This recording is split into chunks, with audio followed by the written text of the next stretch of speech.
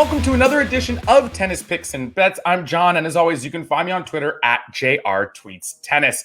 We finish up the round of 16 on Monday from Roland-Garros as the business end of the tournament looms. And before we get to those picks for you, make sure to like this video, subscribe to the Mayo Media Network YouTube channel, then head on over to your favorite podcast provider and rate, review, and subscribe to Daily Fantasy Sports Picks and Bets, The Mix. We'll start on the men's side where we have one play for Monday. Not the greatest selection with Roger Federer withdrawing from the tournament today. Big news. And then, of course, Novak Djokovic and Rafael Nadal, always heavily juiced prices. Tough to really find angles with value in those matches. So we're going to go with the Diego Schwartzman and Jan Struff match. We're like the over 37 games mark at minus 104. This is a match that to me screams a long, close affair. You have Diego Schwartzman, an elite returner who's finally found his form this clay season here at Roland-Garros with 3 decisive victories, going up against Jan Struff, who's kind of the opposite kind of player, uses that big serve. He's defended well, though, this week as well.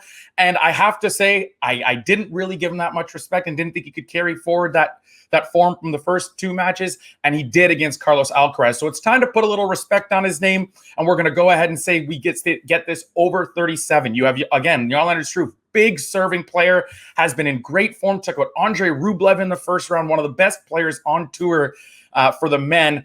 And again, when you have a match with 2 guys in form like this, I think they're both going to take a set with their in-form game, right? I think Diego is going to work his way into some Struff games and be able to take a set using decisive returning. And of course, he's been okay on serve as well this week, although again, the competition hasn't been that great, but he's not playing a big elite returner. He's playing a tall server who's not the greatest mover in the world. And he should be able to use his back and forth play off both wings and his variety to be able to at least pull out a set or 2. Conversely, I do believe that Jan Struff can serve his way to a set on his own, or at least a tie break. I believe that as good as Diego is on return, Jan is a big server who can definitely hold his way through at least a set, perhaps 2. Again, I think this could go in. I think this is going to be a 5-setter. So the over 37 games market at minus 104 looks pretty decent to me.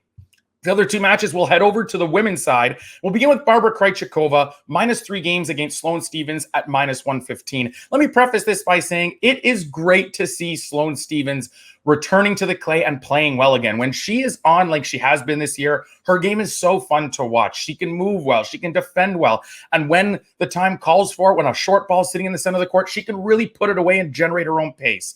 The problem here, that inconsistency is still in her game, right? And she's one of the more inconsistent players on tour. That seems like a death spell against someone like Barbara Krejcikova, who moves extremely well, who's always been comfortable on the clay, and who is very, very consistent. For her to beat Alina Svitolina last round in the decisive way she did not see that coming, and I'm super impressed. So I'm going to go ahead and lay 3 games here with Krejcikova based on the fact that she's been super consistent. And then, of course, her form can't be understated. She picked up a title, I believe the first of her career last week or a week and a half ago now in Strasbourg. And now, of course, she's really ripping through Roland-Garros in very impressive fashion. I do believe Sloane is finding her form again, but I don't think the consistency level is there yet. And as a result, I think Barbara Krejcikova exploits that and should take this in 2. And of course, with a 3-game spread, we have the opportunity to take this in 3, so long as she doesn't lose a set 6-1, 6-2, or 6-love. So I do believe that this is a plus EV play at minus 3 games. I think it should be closer to 4, where you get that kind of tough to cover in 3 sets, and in a tight 2-setter, it would push. I do believe that 3 is a game too low. Finally, I want to take another minus 3 game line. This one, Maria Sakkari playing against Sofia Kenin. The odds on that one are minus 104. Maria Sakkari has really impressed me this year. The development of her serve to become a not just weapon, but an elite weapon. And her ground strokes, the consistency, the ability to defend, the movement. She's probably the fittest player on tour. And of course, she's really added power to her game as well, can hit laser beams. And I think that's going to allow her to have the advantage over Sofia Kenin, who can also play off both wings and is more of a defender, but she doesn't possess that ability to hit through the surface and her opponent like Sakkari does. I don't think Sakkari loses much on the defensive side of the game to Kenin, but I think she's got a huge advantage in terms of the power play and the aggressive play. The other thing is Kenin really has not been very good this year. A lot of that has to do with having an appendix problem and having appendicitis down in Australia. So that is going to take time to recover from. Completely understandable. But even her form at this tournament in the last week has not been overly impressive. Beating Yelena Ostapenko in 3 sets as an underdog, like respectable win. But Yelena Ostapenko is so hot and cold that it's really hard to take those wins as really impressive.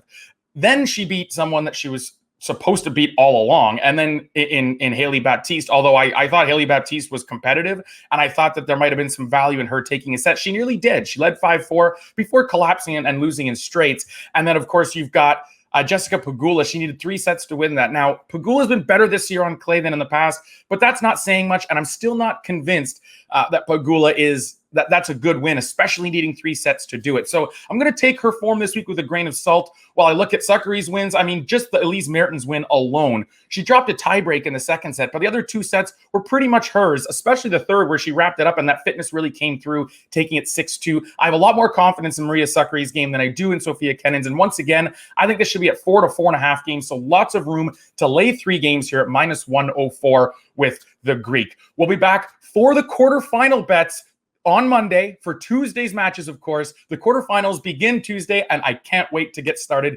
previewing those.